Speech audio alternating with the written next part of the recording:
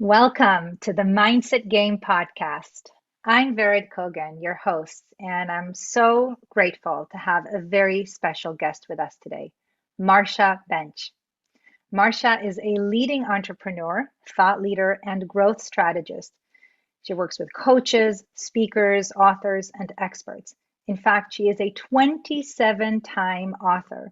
She practically invented the industry of career coaching, built her coach training school to span 50 countries in that specialty. She sold it in 2020 and started her next venture. She is currently the CEO of Transformational Thought Leaders International. She hosts a popular podcast that I invite you to check out, and her latest books include Conscious Client Attraction and Tao of Entrepreneurship. On a personal note, I got to meet Marcia through the International Coach Federation years ago and have always looked up to you, Marcia, for your ability to take action. You have a big heart and you deeply care, and you help people get into action and get results. Welcome to our podcast. Well, thank you so much for that. Appreciate it. It's good to be here. So, how about we kick off the conversation if you're willing to share a little bit about that journey that took you to this place where you now are? Yes, it's not been a straight line for sure. I mean, even getting through college, I was in and out of school for 10 years, finally got my law degree after an undergraduate in psychology. And I kind of feel like I've come full circle becoming a coach, because what's always been fascinating to me is, how people work and how they make change and how they make decisions and how they, we all have different perspectives on our life. And we're going to, of course, talk a little bit today about some of the, not the strategy, but some of the invisible aspects to that. But I chose law because it seemed like a practical decision at the time. I wasn't really letting my intuition run the show at that point in my life, in my mid 20s. And it seemed like a good way to blend the various skill sets that I had. But I could very quickly discover that I wanted to spend my energies in a more positive way. I mean, I tried to do seminars for employers to stop, prevent them from being sued. But the only time they really wanted to hire me was when one of the employees sued them. I was like, okay, backs up against the wall. I need a lawyer. So, it's not a one-person job to change an industry that is, that operates on a certain paradigm. And so I made the rather bold decision to sell my practice and my home and everything as I was getting my first book published, and ended up heading out on the road and doing a 10-month tour with that book, which Hay House later picked up and published for 12 years, which most books aren't in print that long. I think you've probably seen that, in the different times that we've gotten together. But and since then, I've always had a passion for helping people follow their purpose. It was one of my early sort of questions that I had for myself, and it took me a couple of decades to figure it out personally. And so initially it was helping people find that purpose in their careers. And then now mostly what I do is help entrepreneurs really build a profitable business around their purpose in various ways. And so the beautiful thing is that with a coaching business, with an expert business of whatever type, it does allow you the mobile lifestyle that a lot of people are really looking for. And so my husband, when he retired, we went and traveled for a year in our first RV, and we've done that 2 times since, and as well as 1 year in a boat. So, being able to run the business from pretty much anywhere has been a real blessing. But so love the freedom, love helping people, and my real passion is helping people with both discovering and living their life purpose. Well, thank you for that. And I think many people listening are thinking, all right, Marcia, this is exactly what I'm wanting. I know there's more out there for me. What might you say to those individuals as a starting point? Certainly, this is a short episode and we can't cover it all, but what might be some first steps for them? Well, actually, on request, I have an article that I wrote years ago for a magazine that I'm happy to provide if people want to contact me through our website. I'm sure you give that out at the end. But essentially, it comes down to 2 things. And that is the combination of what you are most passionate about, what you most love to do, and your biggest pain or challenge or wound, sometimes we say, whether that be in childhood or whether that be in adulthood. And if you can find a way to help people overcome that wound using the skills and talents that you have that you most love to use, that is where that intersection of purpose happens. And so obviously easier said than done for a lot of people. And there are always reasons why you can't move or you can't go out on your own because of the security, quote unquote, security in the job. Although with, 8.5 million people having just quit their jobs here in the last couple of months, and maybe they're not seeing it quite that way as often anymore with COVID, but and even just, the bills to pay, et cetera. So one of the things that we definitely do, and I've become more practical about this over the years, is really create a practical transition plan for someone who, let's say, wants to leave corporate and start their own business, or wants to grow their coaching business into a certain income level, or a certain way in which they have more freedom. So but really those are the two main things. I've got a 4-question exercise for entrepreneurs and a 10-question exercise for people that are not entrepreneurs or just want to go more in depth with it, called Discovering Your Life Purpose. So happy to send that out for anyone that might be interested. Thank you. Thank you, Marcia. And you mentioned some of the kind of invisible laws, if you will. What do people need to know about how we truly create our reality? That's a great question. So a lot of times, especially if someone has not really encountered this whole idea of manifesting, the principles in Think and Grow Rich, or some of the other books that are out there, they're like, okay, now I'm going to start manifesting what I want in my life. But that's not really what happens, because we're all manifesting all the time. It's happening either by default or consciously. And so I guess the starting point is just sort of recognize that the things that you think, the things that you believe, and the actions that you take have created the reality that you have right now.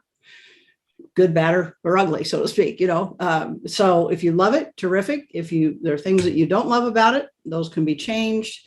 And that all starts with just realizing the power that we each have of using our own imagination in conjunction with the invisible powers of creation, which are not just woo-woo land. They're also being now proven in quantum physics and some of the transformational psychology specialties that there are now. If those were existed when I was in college, I'd be all over them, I know. Taking responsibility, first of all, that I created where I am right now, who I'm with right now, the job I have right now, the income I have right now. And if I don't like it, then the first question to ask is, what do I really want? What do I want instead? And getting clear on that. And so it seems like in our culture, maybe you've noticed this too, that it's kind of popular to complain. It's popular to dream that I'll win the lottery someday, but the gap between those two is so wide that it's like very few people, 3% to be exact, actually go for those goals and harness the power of their own imagination and the creative powers to create the life that they want. And so when I set about to, for example, go on that book tour, it came out of a moment of frustration when I was coming back to my law practice from a weekend on, away to coast or something here in the Northwest. And I was waiting for a big check to come from a client. It wasn't there. And I was kind of like, it's not going to be any more risky to be out on the road taking my work to people than sitting here in the office and wishing that check would come in the mail. And wishing and hoping isn't going to make it so. And so that really began a process, what one of my mentors calls the sequence of incidents that begins to fall into place as you state that intention, as you express that desire, and then begin to take action towards that goal. So 6 months later, the book was written, had a kind of a working copy of it, so to speak, 16 cases of the initial version of it. And had sold the house and we're, heading out on the road. Only 9 engagements booked for the whole year. And so contrary to the dot your I's and cross your T's, it was really going out in faith. And I've created all my businesses that way, being a few weeks ahead of the students or the clients, in terms of creating the content. But things change so fast today that it's even more important today for people to be willing to get a little bit uncomfortable and have that trust that if you can develop the concept, sell the concept, and then create behind it in interaction with the clients, it's going to be much more relevant and than you sitting in your office and recording a bunch of content that you're not sure anybody's going to want, So not sure how we got from manifesting to there, but this whole idea of faith, I guess, is kind of the theme with several different, experiences that I've had, a number of them in my life, but, that maybe being one of the most dramatic, if you will. So. Well, Yeah. I'm so grateful that you articulated it so clearly for us, around taking ownership for our life. As you said, the good, the bad, the ugly, really being intentional, asking if this is not what I want, what do I want instead? Getting clear about that, really imagining it, being it, and having faith, conditioning our mind and body to almost expect it, I would imagine, when we talk about real faith. So, would you be willing to share a little bit more about that? This is, as you know, a podcast about mindset. And, Right. we define mindset, of course, as kind of those beliefs that we have. And so, when we believe that what we want is available to us and there isn't that inner resistance, whether it's in the form of negative emotions or doubt, then it tends to come to us much more easily. Would you be willing to just share your experiences of that? Yes, because usually the very first thing, well, one of a couple of things happens when we're presented with first that vision of like, oh, you mean that might be possible? And the very first place that we want to go next because of our cultural conditioning is to, well, how could I possibly make that happen? And that's not the best question to be asking, even though that's what we're conditioned to ask when we're in any kind of a launch event with our coaching services. The first thing that anyone needs to decide is, do you want this? If you do, then the money has a reason to come. So it's the what before the how. And most people do not do it that way because we weren't programmed to do it that way. You plan out your whole course of college and graduate school, and some people have got the date, the year they're going to get married and the year they're going to have their first child and all this stuff. And of course, life's going to get in the way and upset most of those plans probably anyway. But,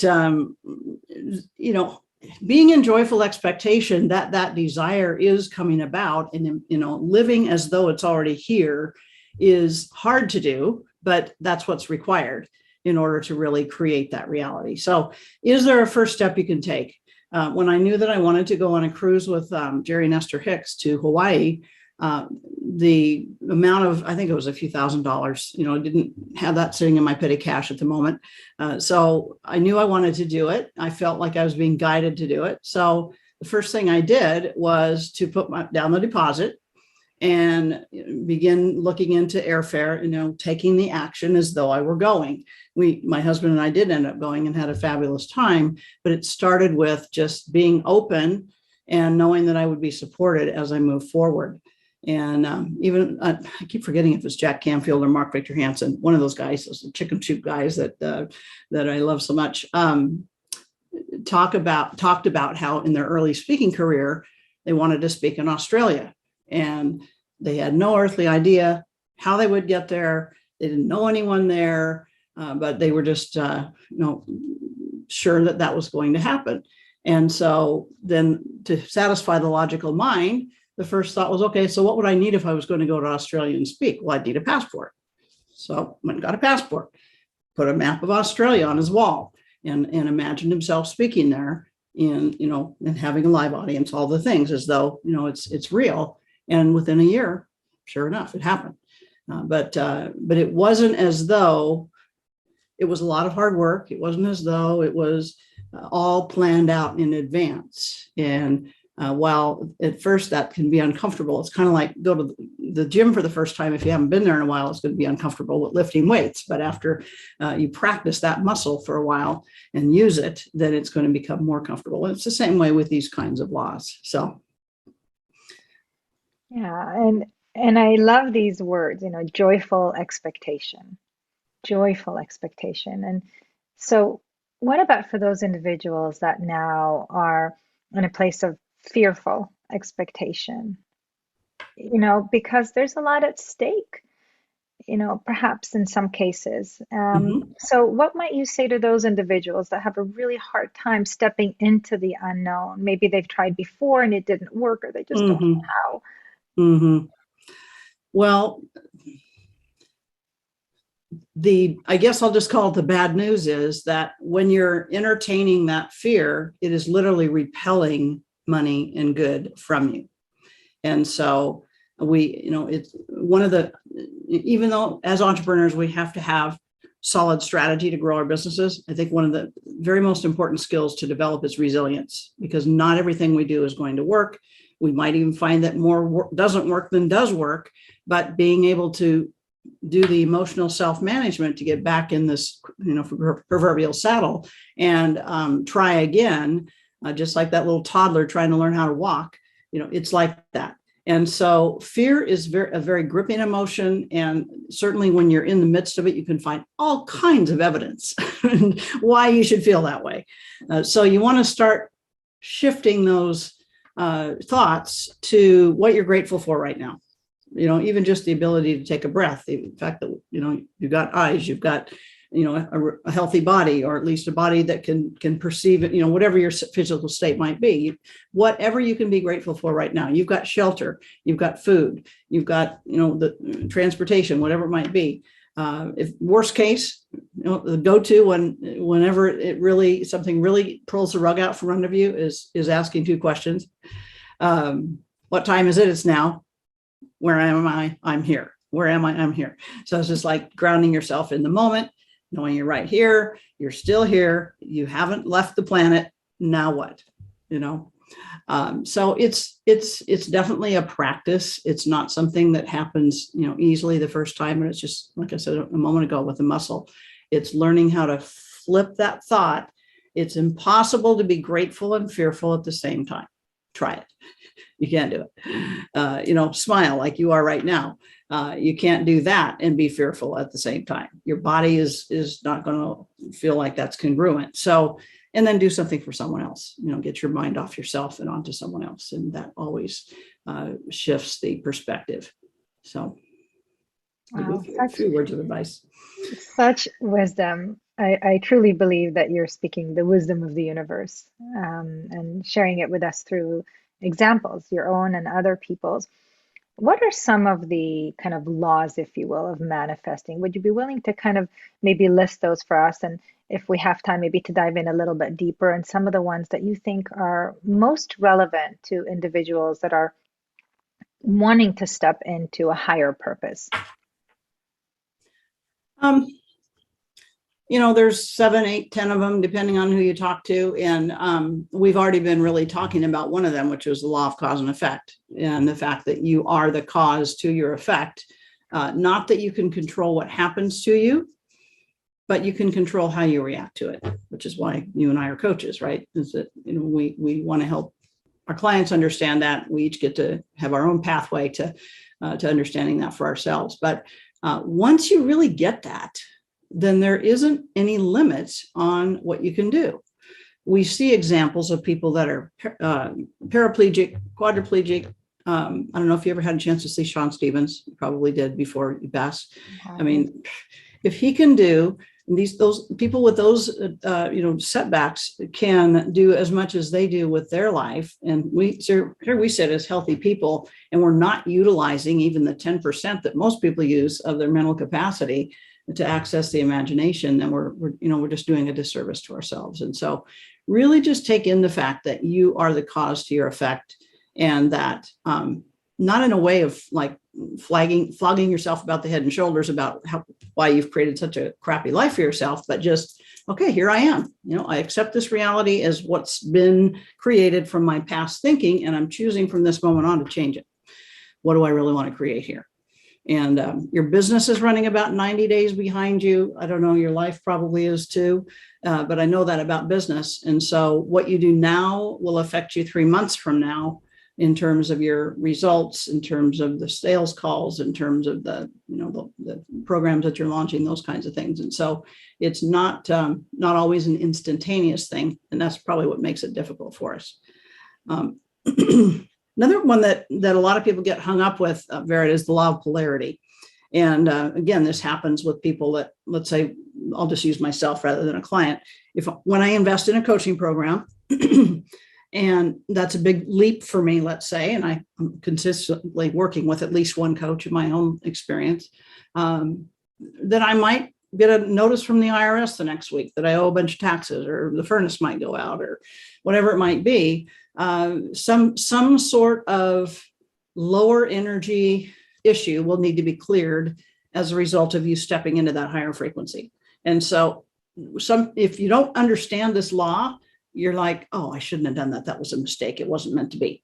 If you don't understand this, you'll second guess yourself, when in fact, you can just celebrate the fact that, oh, my frequency is changing. I'm letting these things, go and get taken care of so that I can step into the new version of myself. And so that is, is an interesting one, because we do go in, those opposites are either side of the coin, as it was originally explained to me. So yin and yang, positive, negative. Is it that way in the invisible energy world? No, but it's that way on this physical plane. So we just recognizing that lets us be a little bit less attached, a little bit less affected by it, and just be able to kind of keep going down the pathway that we know that we've been called to. So that is an important one. I guess the other one to mention now is the law of relativity.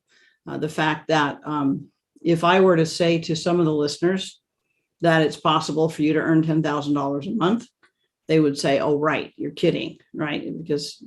Because compared to whatever they're at now, that's a lot of money. Whereas if I said that to Richard Branson, he'd say, well, that's about how much I spent for breakfast this morning, So it's compared to what? It's a big or small number compared to what? And it's only big or small because we decide that it is. So what if your big goal really wasn't such a big deal, that you've got the whole power of the universe behind you, and all it requires that you just let go of the limits and let yourself step into it. It's a new way of being. And so that, Wayne Dyer in a lot of his work mentioned the fact that we don't create anything from scratch. We work with the existing elements that are here and restructure, rearrange them. Even the new, very progressive inventions that happen, it's thinking about something in a new way. Electric cars, could we run a car without a gas engine? Somebody asked that question a number of years ago. And now here we are, going, I guess, all electric in a few years, they're saying. So what would be possible if you didn't think there were limits? And I'm loving this so far, because once as I said, these are priceless nuggets. How might people release some of those limits, or soften them, if you will, before we go on to the next laws, if you don't mind? Well, they're not real. They are either conditioned, they're programmed, they're things that we've decided, they're rules that we've made in U squared, Price Pritchett says, change your rules of success. I mean, and I don't know why, I've always been this way. When people would say, well, I have to go through college, I have to go through this school, and then I'll be able to do such and such. I'm like, what if you just got a certification and started now? Which I guess is one of the reasons that I love teaching coaching, because it's much more practical than many college degrees. And, you can start earning money with it right away.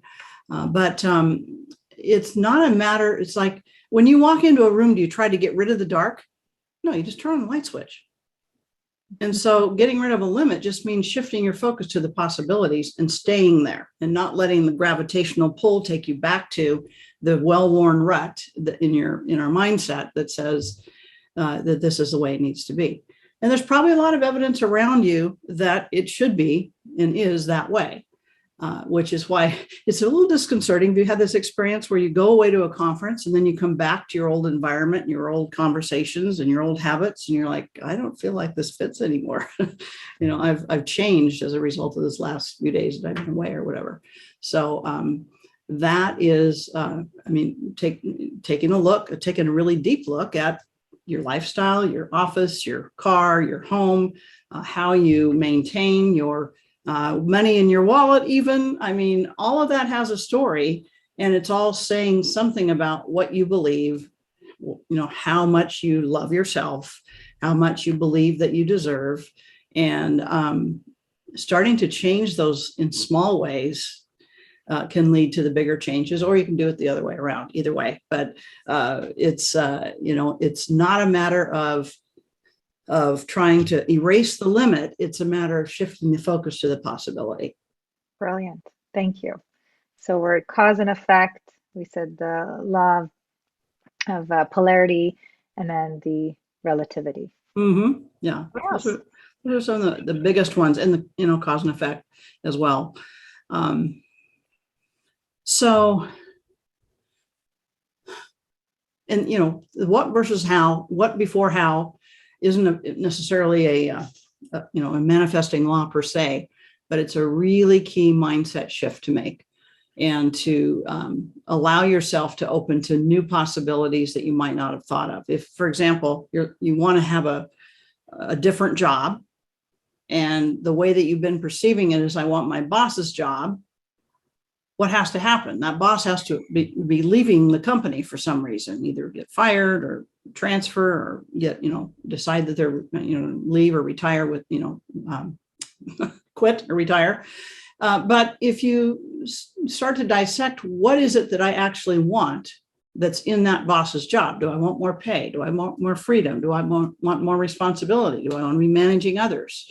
Then you can open up to possibilities that might be other places in your company, might be, doing something, on your own behalf. It might be transferring to a job in another company, but all of a sudden now you've got a lot wider universe of possibilities, any of which can open the door, any of which door can open depending on, which really is going to resonate best with you. So there are more options than you think, even if you feel like you're being backed into a corner. Thank you. And what else do you think is important for people that are, in that place now of turning the light on, so to speak, really challenging some of their own self-imposed limitations, some of their own beliefs about how things could be or should be for them, and opening up new possibilities, as you said, tuning into what's important to them, where and what would it take?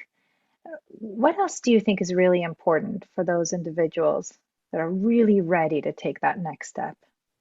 Well, I think there's nearly everyone that's really paying attention through this whole pandemic that we've been through, and the ripple effect it's having, I think, are reevaluating priorities. And, divorce rates are up, people quitting their jobs are up. Moves, a lot of people I know are moving to different locations. And so making changes on your, in your own best interest. And,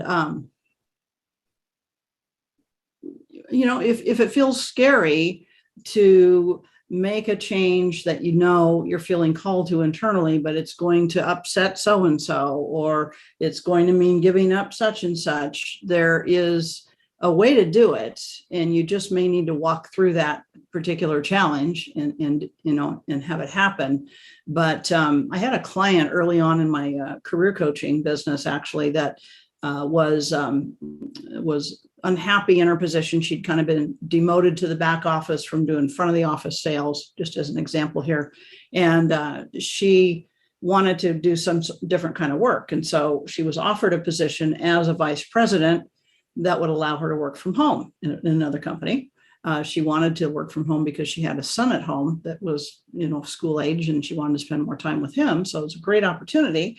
But the projected value of the stock option she had at the time was $250,000.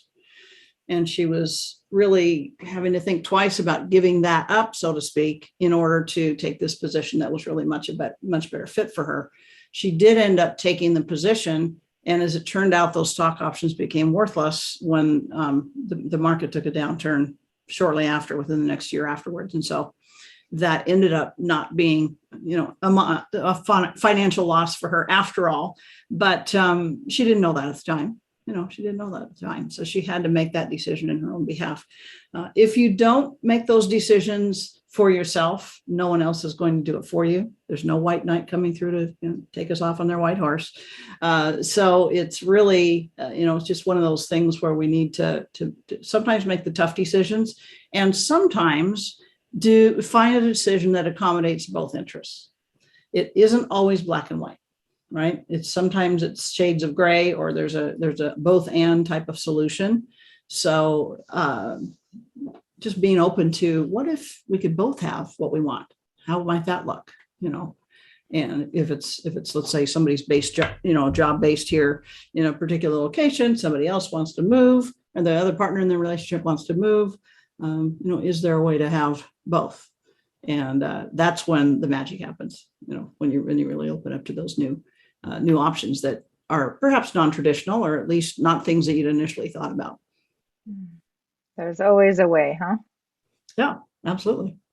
Yeah, thank you. I love that you brought up that last example as we kind of move toward completing here, because a lot of people might say, all right, Marcia, I'm hearing you today. I'm ready to take that step. I just don't want to hurt my children, my spouse, my coworkers, my employees, right? In the case of a person who wants to leave a business, let's say. And we don't want to hurt other people. So what you're inviting us to consider is, what other options might there be for there to be a win-win for everyone? Exactly. Right. Yeah. And if you really, I know a lot of you, I think you've mentioned that a lot of your listeners have at least a desire for self-employment, or moving in that direction. You don't have to jump off the cliff and be an employee one day and an entrepreneur the next. It's very possible to build a side hustle and to have that grow that to the point where it's much less of a risk.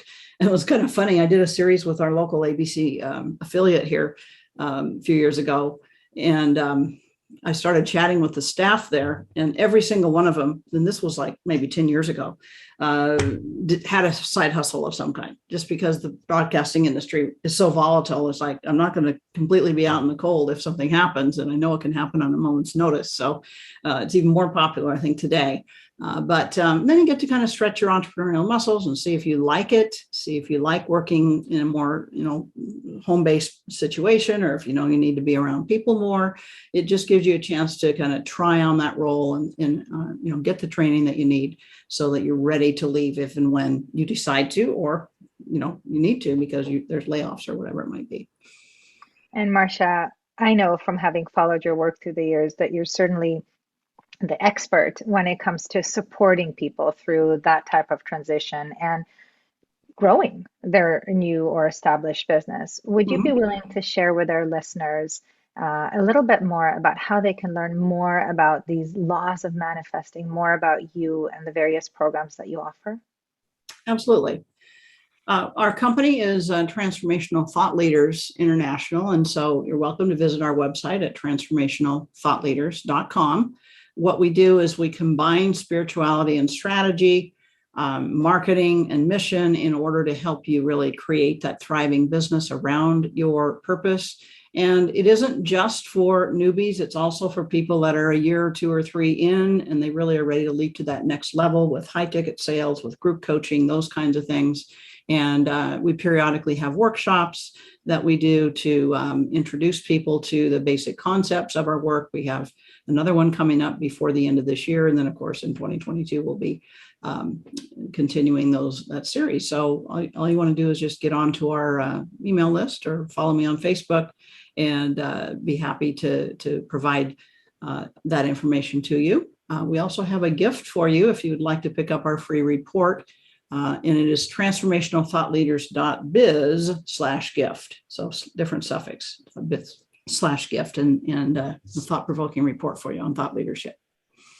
Oh, thank you so much, Marcia. I am so grateful for your time today, for these incredible nuggets of wisdom, and for really allowing us to imagine what's possible for us when we are really willing to look at some of our thoughts and emotions and notice, what's true and what might not be true for us, and what we can do about it, and really take responsibility. Because as you said, we are our own white knight. And so if we want something to change, we are the ones to do that. And it's always possible. So with Right. all my love, thank you. No, it's been fun.